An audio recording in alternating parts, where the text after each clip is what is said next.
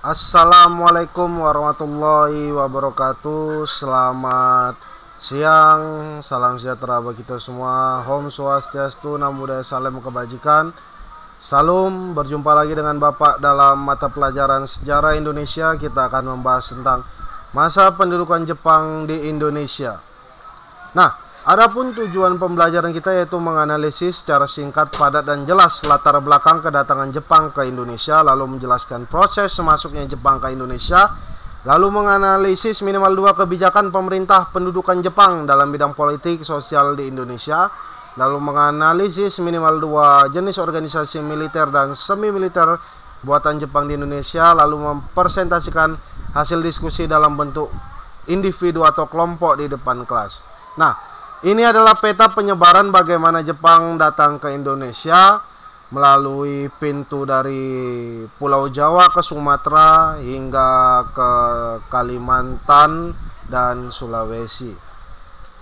Nah, sebelum kita masuk, adapun kedatangan Jepang dan sifat pendudukan Jepang di Indonesia, kita akan membahas ini. Yang pertama adalah latar belakang kedatangan Jepang ke Indonesia.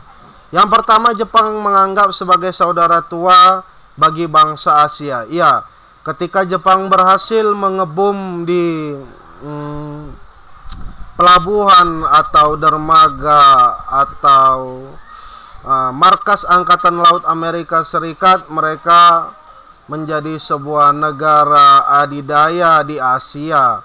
Ketika mereka sanggup mengimbangi peperangan yang terjadi di benua Eropa dan benua Amerika pada Perang Dunia Pertama dan melanjutnya kepada Perang Dunia Kedua. Nah, lalu Jepang mengekup atau menganggap semua bangsa-bangsa di Asia merupakan saudaranya agar bisa satu bersatu, satu menyatu untuk mengalahkan kekuatan yang datang dari barat. Lalu yang kedua, Jepang mencetuskan sebuah semboyan yang disebut dengan istilah Gerakan 3A yang berbunyi Jepang Pemimpin Asia, Jepang Pelindung Asia, dan Jepang Cahaya Asia. Disinilah kenapa terlihat bagaimana arogansi yang dilakukan oleh Jepang terhadap kekuatan yang mereka miliki untuk menguasai negara Asia khususnya, dan Jepang jika mereka menang, namun gagal, kan seperti itu. Nah, lalu yang ketiga, Jepang berjanji mempermudah bangsa Indonesia untuk beribadah haji. Selain itu juga Jepang menjual barang produksinya ke Indonesia dengan harga yang lebih murah. Kenapa Jepang berjanji mempermudah bangsa Indonesia untuk beribadah haji?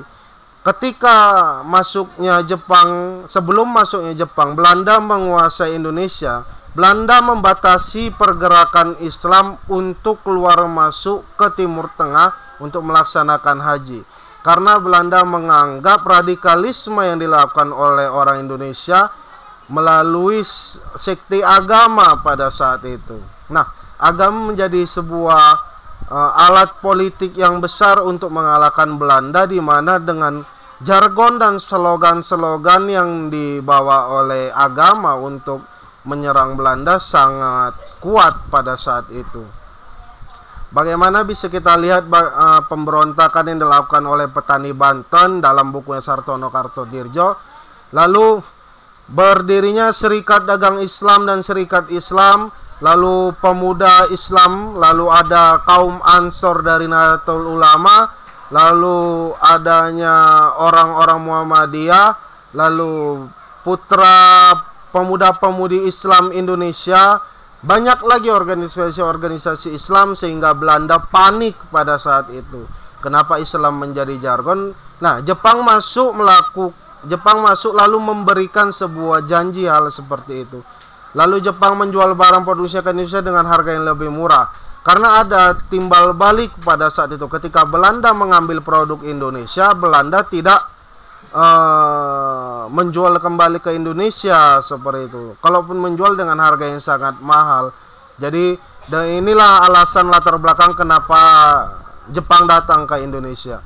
Lalu tujuannya itu yang pertama, Indonesia sebagai daerah jajan yang dapat menghasilkan dan menyuplai bahan mentah dan bahan bakar bagi kepentingan perang dan industri Jepang. Kembali lagi, sumber daya alam menjadi hasrat negara-negara Eropa dan negara-negara Asia yang besar untuk datang ke Indonesia pada saat itu, khususnya Jepang. Lalu Indonesia sebagai tempat memasarkan hasil industri Jepang sangat banyak.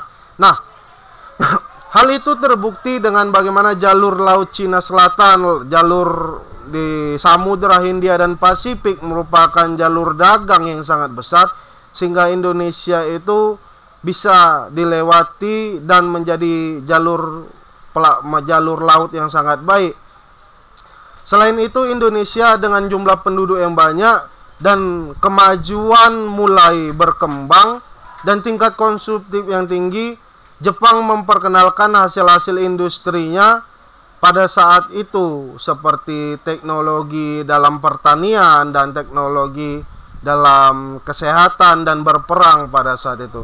Lalu yang ketika Indonesia sebagai tempat untuk memperoleh tenaga buruh yang banyak dan upah yang relatif murah. Jelas, dengan rendahnya sumber daya manusia Indonesia, Jepang memanfaatkan hal itu untuk melakukan monopoli perdagangan dan ekonomi di Indonesia, serta memanfaatkan hak politik dari negara Jepang ke Indonesia sendiri. Lalu, proses masuknya Jepang dan penjajahan Belanda. Proses masuknya 11 Januari 1942, tentara Jepang mendarat di Tarakan, Kalimantan Timur.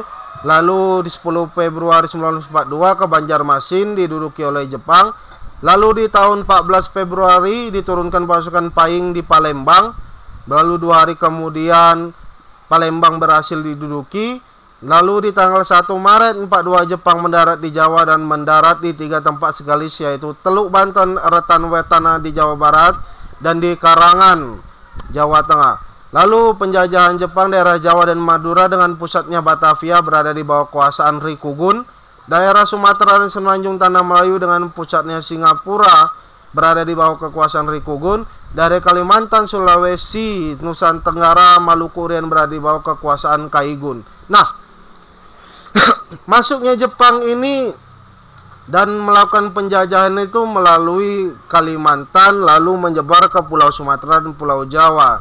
Seperti yang tadi saya bilang, mereka menguasai pulau-pulau besar yang ada di Indonesia. Nah, kekuasaan ini merupakan suatu bentuk kekuatan yang dilakukan untuk menyerang politik, ekonomi, pendidikan, dan sosial budaya yang ada di Indonesia. Lalu Jepang melaksanakan kebijakan politik, kebijakan ekonomi, dan sosial budaya, serta pendidikan. Di sana Jepang mulai menjadi sebuah ancaman baru untuk Indonesia.